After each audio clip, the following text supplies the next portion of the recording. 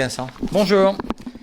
Vous êtes secrétaire général du SNPDEN et vous venez dans la conférence de presse de rentrée que vous venez d'organiser, vous dites que vous avez lancé une enquête au niveau des collègues personnels de direction. 61% d'entre eux pensent que la rentrée est de qualité identique à la précédente. Et vous dites le vrai prix d'une rentrée techniquement réussie. Elle est donc techniquement réussie. Oui, je pense que globalement, elle est techniquement réussie. D'ailleurs, on a finalement assez peu de signaux qui nous indiquent qu'il y a des difficultés ici ou là, ou lorsque les signaux l'indiquent, les difficultés sont en voie de résolution. Donc, globalement, on peut penser effectivement qu'elle est techniquement réussie, mais je pense qu'elle est techniquement réussie parce que les personnels de direction ont beaucoup donné pour qu'elle le soit. Ça, c'est le vrai prix ? C'est le vrai prix, je pense. C'est le prix de l'investissement des collègues, c'est le prix de la mobilisation des collègues, c'est le prix sans doute d'un été raccourci pour beaucoup d'entre eux. Donc, je pense que la profession, effectivement, s'est mobilisée parce qu'elle considérait qu'il y avait un vrai challenge à remplir et qu'elle ne pouvait pas se permettre d'aller vers l'échec. Alors, ce challenge, je suppose que c'était d'abord la réforme du lycée. C'était entre autres la réforme du lycée, mais je dirais que c'était aussi la transformation de la voie professionnelle, c'était la capacité à assurer une bonne rentrée dans les collèges. Enfin voilà, il y avait certes une mobilisation sans doute un peu supérieure dans les lycées, et je pense en particulier à la mise en place de la nouvelle première générale, qui nous a occupés toute l'année et une partie de l'été, mais il n'y avait pas que ça. Alors, en lycée pour les bacs généraux et technologiques, au lycée professionnel pour la réforme du lycée professionnel, globalement là aussi, les chefs d'établissement adhèrent à ce type de réforme ? Oui, je pense que les collègues considèrent que le système actuel présentait des failles, des défauts, des imperfections, des filières trop étanches, des choix de filières pour la filière plus que pour ses débouchés, un décalage trop important entre la réussite en fin de secondaire et la réussite dans le supérieur. Donc on voyait bien qu'il y avait une nécessité de réduire ces écarts et d'améliorer ces différences et qu'on ne pouvait pas rester inactif du fait de cette situation. Donc les collègues ont considéré très très majoritairement, même si l'adhésion est plus forte que celle sur laquelle on escomptait, les collègues considéraient qu'il y avait des progrès à faire et que la voie de la réforme était la bonne voie pour y arriver. Alors des difficultés en particulier dans la confection des emplois du temps ou non ? Ça nous a occupé plus et ça a été plus compliqué à établir. Il a fallu d'abord trouver les équilibres d'une manière générale pour répondre à la diversité des choix des élèves et mettre en place un nombre relativement conséquent de spécialités, parce que beaucoup de lycées ont été au-delà des 7 spécialités, je dirais, basiques. Puis ensuite, il a fallu conjuguer ça avec les autres composantes des choix des élèves, leur langue vivante, leurs options éventuellement. Et puis ensuite, il a fallu établir un équilibre entre l'emploi du temps des élèves et des classes, et puis aussi l'emploi du temps des personnels. Et c'est souvent un exercice extrêmement compliqué parce qu'il y a une somme de contraintes qui rend l'exercice difficile à réaliser, et sans doute cette année encore plus que d'habitude. Alors pourquoi cette année des difficultés plus grandes justement à gérer ces contraintes ? Des difficultés plus grandes parce que d'abord beaucoup de collègues ont choisi de gérer l'ensemble du niveau première ou tout ou partie du niveau première, alors que dans le système précédent on gérait quelques classes de la même spécialité qui pouvaient d'ailleurs être dans la même spécialité ou dans la même série gérées séparément, tandis que là globalement on a dû attaquer un ensemble plus volumineux de classes de première avec en plus de diversité, puisqu'on a tenté, dans la mesure du possible, de répondre de manière ouverte à l'ensemble des choix des élèves. Donc ça faisait, je dirais, une somme des possibles nettement plus importante que d'habitude, et donc aussi forcément une somme de contraintes plus importante que d'habitude. Alors est-ce à dire que pour la prochaine rentrée, ça sera plus facile ?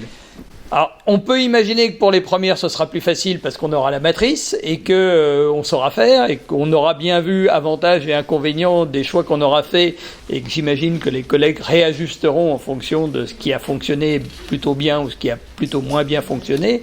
La question est de savoir si on arrivera à dupliquer ça avec le niveau terminal, qui lui-même, même s'il n'y aura que 2 spécialités au lieu de 3, nous amènera à peu près son même lot de contraintes. Bon, organisation du baccalauréat, en particulier le contrôle continu, ça vous interpelle ? Ça nous questionne, ça c'est une évidence. On sent bien qu'on n'a pas fait le choix totalement du contrôle continu et qu'on est au milieu du gué entre de vraies fausses épreuves communes et du contrôle continu en cours de formation tel qu'on aurait pu le concevoir de manière encore plus nette. Donc on voit bien qu'on a choisi une voie médiane qui est ni l'une ni l'autre complètement et qui est un peu incertaine.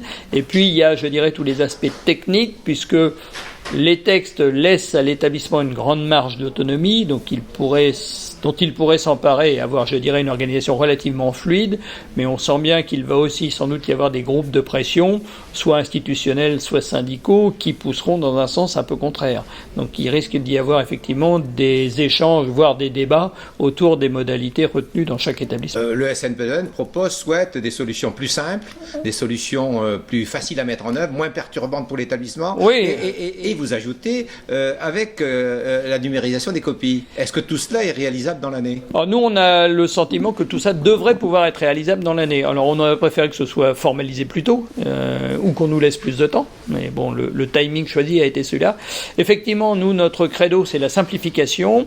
Et on considère que tout ce qui est organisation interne de l'établissement doit être le plus fluide, le plus simple possible.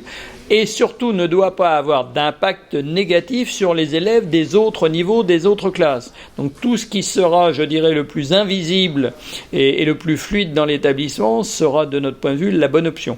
Si la numérisation favorise ces ajustements souples au travers de la gestion des copies numérisées, au travers d'une gestion automatique de l'anonymat, ça sera encore mieux. Vous avez évoqué l'évolution du métier de personnel de direction, chef ou adjoint, et vous dites que vous avez engagé avec le ministre des négociations pour revoir justement, relire exactement ce métier et l'ensemble des contraintes qui sont les siennes et bien sûr les conditions de sa mise en œuvre. Oui, effectivement, notre statut d'aujourd'hui date de 2001, donc il va avoir 20 ans. On considère que le métier a beaucoup changé, que nos professions ont évolué, que le cadre dans lequel nous évoluons a changé aussi, et donc il y a nécessité de réviser tout ça, de revisiter nos missions, nos rôles, nos fonctions. Il y a également aujourd'hui, on voit bien une pression plus importante sur les épaules des personnels de direction, avec parfois des risques psychosociaux qui doivent être regardés. Il y a également la question de l'appui aux collègues en difficulté, de la manière dont ils sont accompagnés par l'institution. Il y a tout ce qui est du domaine de relations avec les collectivités territoriales, dont on voit bien que c'est un domaine qui s'est beaucoup accru. Et puis il y a toute la question de nos déroulés de carrière, de nos rémunérations, en lien avec la réforme des retraites qui s'annonce. Donc oui, il y a un vaste chantier, et plutôt que de l'attaquer pan par pan, brique par brique, on a proposé au ministre une analyse globale avec une révision d'ensemble au travers d'un protocole d'accord de notre statut de 2001. Aujourd'hui, c'est près d'un millier. L'an dernier, c'était 800. Aujourd'hui, ce sera entre 900 et 1000 personnels de direction faisant fonction. Est-ce qu'on peut se satisfaire de cette situation? Est-ce que vous vous en satisfaisez? Non, on ne s'en satisfait pas du tout. Ça montre deux indicateurs de notre point de vue inquiétants. Un, sans doute plus de collègues qui, pour des raisons X ou Y, sont défaillants, se trouvent en difficulté, voire se trouvent malades et ne sont plus en capacité d'assurer leurs fonctions. Et puis, il y a un système, je dirais, palliatif qui est plus ou moins bien organisé en fonction des académies pour boucher les trous et arriver à remplacer ses collègues avec des faisans fonctions, plus ou moins bien formés d'ailleurs. Donc oui, là, il y a un vrai sujet qu'il va falloir interroger au fond. C'est pour notre analyse, un indicateur assez mauvais de l'état de la profession. Alors, n'y a-t-il pas un problème entre justement des faisans fonction qui se présentent au concours et qui peuvent éventuellement être collés à ce concours et à qui on reconfie une mission de personne de direction à la rentrée et celui de personne de direction reçu au concours qui, par la suite, faute d'accompagnement, rencontre des difficultés? C'est une vraie faille du système. La DGRH en est assez consciente et on travaille avec elle sur l'idée, alors troisième voie ou autre modalité, je ne sais pas, qui soit en capacité de permettre à des faisans fonction qui ont été validés parce que l'institution, après expérience, a reconnu dans la durée, parfois 2 ans, parfois 3 ans, qu'ils étaient, oui, vraiment en capacité d'assurer ces fonctions, mais qui par ailleurs, soit par manque de temps, soit par manque de compétences ou d'aptitudes, sont en difficulté face à un certain nombre de types d'épreuves de sélection du concours. Donc il faut à tout prix trouver voie réservée, voie adaptée, troisième voie, je ne sais pas quelle sera la bonne solution pour que des collègues qui ont fait leurs preuves sur le terrain, en remplaçant parfois longuement des collègues absents, puissent intégrer le corps par une voie au moins réservée du concours. Alors, dernière question, après les événements de juin dernier sur le baccalauréat, les salles de professeurs étaient-elles sereines à cette rentrée ? Globalement, oui, et plutôt à notre surprise. On s'attendait éventuellement à avoir des répliques sismiques des mouvements de juin ou de juillet.